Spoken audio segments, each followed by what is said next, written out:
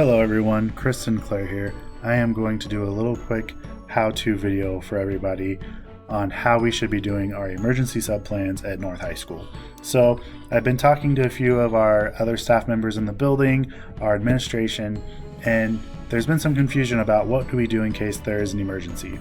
So typically in the past you'd have an emergency sub-plan folder on your desk of assignments that a sub could pull up and do easily in the event you couldn't come to school, because let's say there was a car accident, or you have a child and the child is sick and can't get into daycare in the morning and you weren't planning on missing. So these are just plans that are in place that someone else can do for you in the event you cannot come and it's an emergency. So I'm going to show you how we are all universally at North, how we're going to plan to do this. Now please keep in mind there could be errors with this or things that maybe we need to fix in the future. This is just kind of like our draft one plan since we're new to remote learning. How are we going to do our emergency sub plans online? So again, this is new. Hopefully this works. If there are issues, let me know, let the principal know, and we'll try and work this out. But for now, this is what we're going to try and do. So I'm going to go ahead and make some emergency sub plans in my photo imaging class. So I'm going to go ahead and do it just like normal. If I were to want to create an assignment, I'm going to go to the Assignments tab. I'm going to go ahead and click Create and then do Assignment. Now, all of this is normal. You'd give it a name, so I'm just going to call this Finding Inspiration because it's photography class, and so one of my plans will be for students to look up 8 photos and they're going to answer 8 questions about each of the 8 photos. That should take up most of the class time. So here's my assignment here. I'm going to go ahead and put my point value here. It's going to be worth 32 points. If I had a rubric, you can attach it.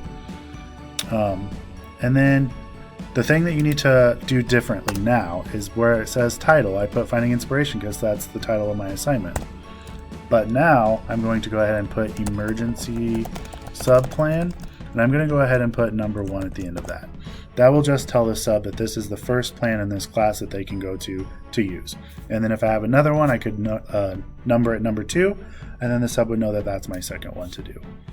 So now at this point, my assignment is here.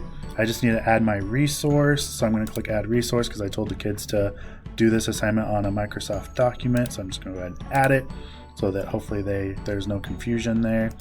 I'm going to go ahead and call it what the assignment is called. Going to attach it. Then the last step for that is to make sure each student has their own copy. Now, all I have to do at this point, hit save.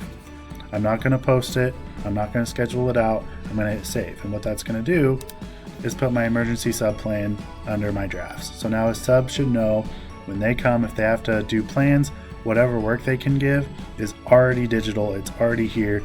They just have to come back, click it, and push it out. Now, part 2 of this is you still need to have a sub-plan folder.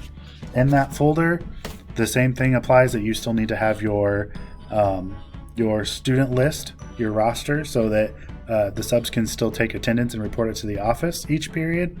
And then you need to have your documentation for your students with individual plans, their IEPs, so that the sub will know how to do those modifications that they need to have for those students.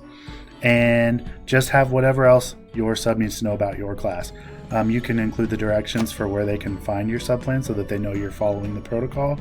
But this plan is mostly put in place so that subs will all know, no matter what class they're subbing for, they'll know where they can access these digital resources, because that's crucial during this time. So make sure to just have that as filled out as much as possible in your sub plan folder. Make sure that your digital files are ready to go as a draft on your Microsoft team for each of your classes, and you're set. That's it.